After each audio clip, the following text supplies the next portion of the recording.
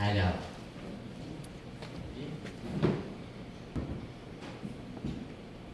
Il était une fois une pauvre petite fille appelée Églantine, qui avait grandi dans une famille défavorisée avec 10 petits frères et 10 petites sœurs, toutes conçues grâce à la magie de l'alcool.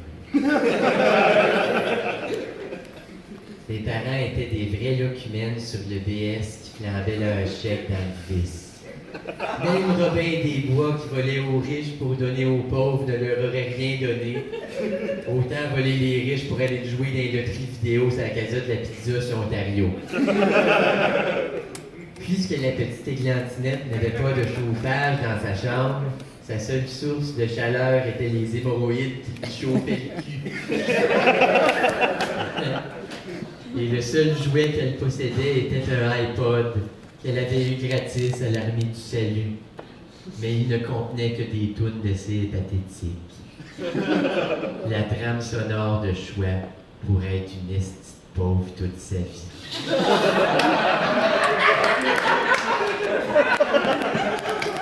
Chaque soir, toute la famille écoutait jusqu'aux petites heures l'instant gagnant avec le volume très fort.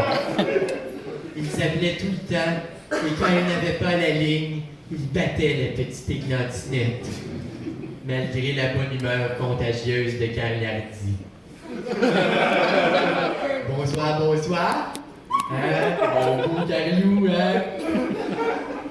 Durant la nuit, Églantinette décida de fuir cet enfer. Elle partit avec un petit baluchon rempli de nouilles ramen et une photo de Ryan Gosling pour lui faire garder espoir dans la nuit. Comme elle n'avait pas même l'argent pour boire ne serait-ce qu'un petit déroule le rebord, sa première idée pour survivre fut de coucher avec un homme pour se faire un peu d'argent de poche. Ce qu'on appelle de l'argent de poche. Églantinette aborda un jeune homme avec les cheveux sales, une longue barbe, une chemise à carreaux et un vieux vélo pas de vitesse rempli de canettes de Pabst Blue Ribbon. « Je vais sucer ce hipster », dit-elle. Mon bout préféré, c'est quand je tourne la table. Avec les doigts. Pour séduire le hipster, elle lui dit qu'elle chantait dans un band que rien que 7 personnes connaissaient, puis elle souffla son haleine de chai latte pour l'ensorceler. Elle le prit, baissa ses culottes et fit grésiller le saucisson sec dans le volcan de sa chaude gueule. Il fit glander longuement le gland dans le palais de son entrejambe faciale. Au moment venu de viendre, elle lui secoua vigoureusement le boulot dans le fond de son goulot. Il lui tira la sève avec le vilebrequin de sa langue. Oui! Un petit goût de champignons et de fromage gris. Ah, c'est comme ça, on le sait bien. Ça goûte un peu les pleurotes comme dans Soupe Producteur. Alors, quand que le monsieur a dérendu son vieux, elle leva la tête et lui fit les yeux les plus mignons au monde pour lui montrer qu'elle avait fait ça par amour. Et tout ça dans le but d'avoir plus d'argent, on sait bien. Mais cela ne se passa pas comme prévu. Le hipster à la longue barbe sale s'avérait être un sans-abri qui ramassait des canettes vides à vélo, et il n'avait que 2 pauvres sous noirs dans ses poches. Alors, quand il vint pour la payer, il arrondit le tout à 0, il ne lui donna pas et se sauva le pine encore tout pendouillant de plaisir. Églantinette s'en retourna dans la ville, les dents toutes de sperme verni, de grosses larmes de tristesse et de deep throat lui coulant sur les joues. Et là, excusez, ce bout-là m'excite, moi, du maquillage décollissé qui coule, là. Hein? Là, en as-tu des gars qui aiment ça quand les filles, là, le maquillage coule? Hein?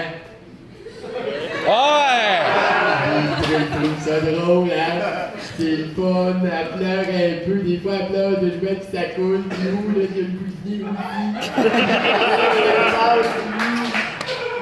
beau. Et quand Tinette décida de ne plus se faire avoir et elle a spoté les belles maisons habitées par des célibataires laids. Elle se dit alors qu'ils auront la pompe sur leur pine en bon célibataire endurci dans le creux de la nuit. Je soulèverai leurs mains et la remplacerai par la mienne pour les faire tomber sous mon charme. Un peu, il y a 2 pages de poignée. Les pages ont décidé de faire d'autres bébés pages pendant que j'étais pas là. Une colonie de fourrage de feuilles, comme on dit. Et Glantinette découvrit bien assez vite le manoir de M. Roture, l'homme le plus laid de la ville. Pour vous imaginer à quoi il ressemble, M. Roture, imaginez les yeux de Jean-Luc Mongrain avec les cheveux de Jean Leloup, là, gras tapés sur la tête, le nez de Maë Paiement mais avec une moustache, ainsi que le corps de Janine Suto mais poilu. Et M. Roture avait la malchance d'être né avec une paire de ciseaux comme organe génital. On le surnommait donc Edward aux pines d'argent. Ou Edward Scissor Peen, comme disent les Anglais. Hein? Son handicap rendait ses rapports sexuels avec les poupées gonflables plutôt ardus. Un coup, et pouf, il était pogné pour se faire sucer par un tas de plastique dégonflé. Il ne pouvait même pas se servir de son pine pour trimer du pot, au risque de fumer un bat qui goûte la graine. Bon. Alors, la petite Éclatinette entra doucement par une fenêtre ouverte alors que M. Roture était à 4 pattes sous son lit en train de s'auto-trimer sa touffe avec son propre pine. C'était pratique. Elle n'avait jamais vu de corps aussi laid. C'était comme si on avait enroulé Gollum dans le bacon et qu'on l'avait fait cuire. Mais elle passa par-dessus son dédain et s'avança. Lorsque Edward Scissorpeen la vit, il fut pris d'une soudaine envie de l'embrasser et d'en faire son épouse. Il tendit sa bouche, croche, aussi puante que du lait qui aurait caillé dans une plotte.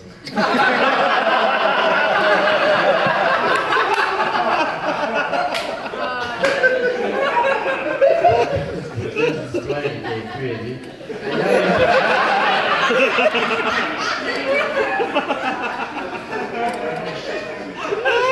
On prend nos sens. Alors elle prit le visage de M. Roture pour le frencher avec beaucoup de bave, là. Et fou. J'ai un micro pour Gabou, là. My God. Ça sent toujours un peu le miel, le micro. Hein? Ceux qui ont chanté dans des bands, hein? C'est ça que ça fait. Bon. Ça me prendrait un volontaire pour mimer le French, là. Peut-être lui, monsieur, qui est là, lui, ici, ça ressemble à un joueur des Canadiens. Quels ont déjà qui ressemblent? Hein? Carey Price, c'est ça. C'est Charleston. Ah, Piqué Souben! Dans mon beau et beau French. On va donner un index à la joue, comme ils font les petits gars. Un bec hollywoodien. J'ai mon beau, alors c'est comme ça que ça s'est passé dans l'histoire. Ça continue. Monsieur Roture fut si excité par la bouche chaude et clivante des cantinettes. Dans le micro, hein? Il a entrepris de faire entrer son rappel-là dans la morue de la jeune fille. Et Glantinette lui dit un instant avant de me péter le sushi, prenons le temps de nous apprivoiser, mon cher. Il dit, vous avez raison, laissez-moi mettre un peu d'ambiance musicale, et il pesa sur play. Et comme si son passé revenait la hanter et la pourchassait, les premières notes de T'aimes un bad boy de ses pathétiques remplirent la pièce. Son visage fut couvert de terreur. Monsieur Roture chantait en même temps. C'est pas de ta faute, babe, t'aimes le buzz que ça te fait en dedans. But you know what, t'aimes un bad boy, baby.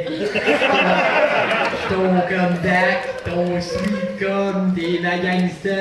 Ensemble, on va se faire des grosses cotes.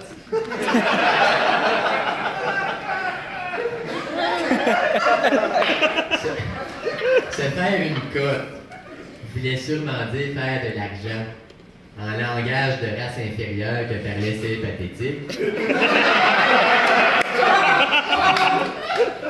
Elle s'enfuit en courant, les oreilles ensanglantées par l'analphabétisme, et se réfugia dans un parc sous la pluie, et elle pleura désespérée.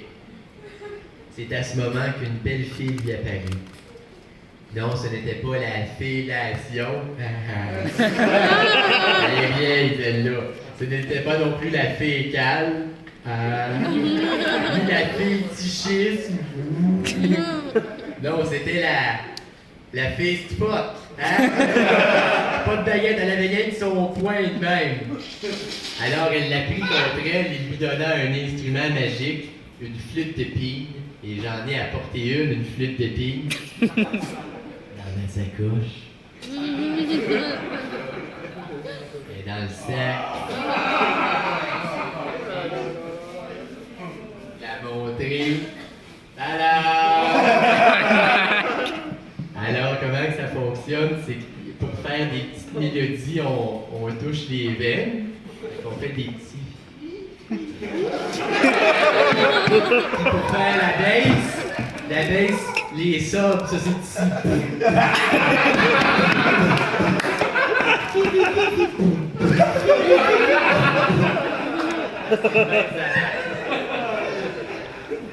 Avec cette flûte de pigne, lui dit la fist fuck, tu vas faire le pouvoir de libérer les consciences. Hein? Joue de la flûte de pigne et tu trouveras ta voix. Alors, hop là, je peux pas tenir, hein.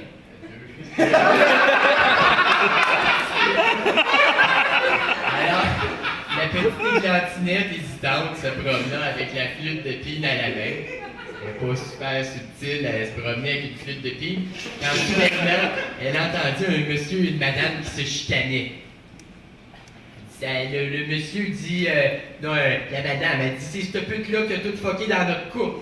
Le monsieur, mais c'est toi qui veux plus rien savoir du cul. Elle dit, oui, mais toi, tu baises mal. Elle dit, ben, toi, tu suces mal. Ah, blablabla. Alors, elle sortit la flûte de pigne et joua une petite mélodie. Tabarnak.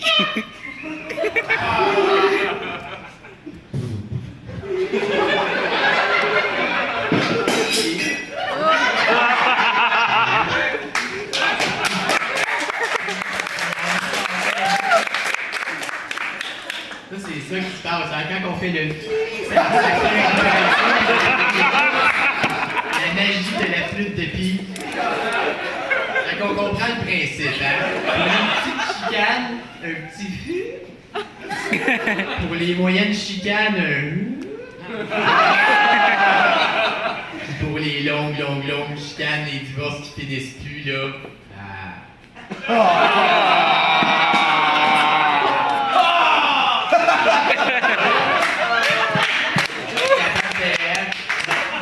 Le divorce, c'est pas réglé, faut régler ça à l'amiable, pas le choix.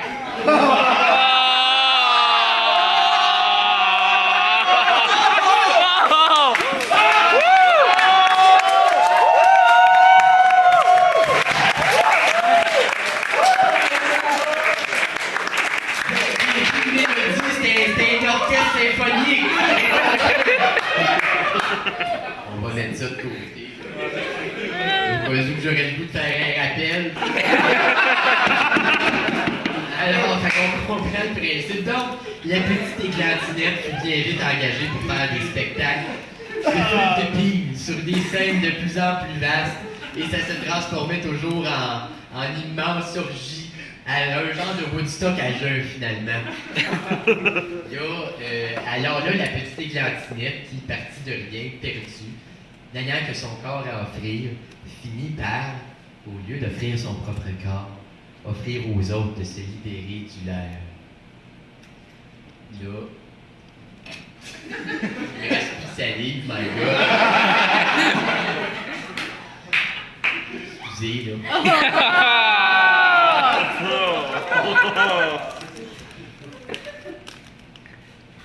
Oups là, excusez. J'ai j'étais un peu excité tantôt, ça m'a fait relâcher steak time, vous avez une zone, là. C'est bien grave. On va tourner la page.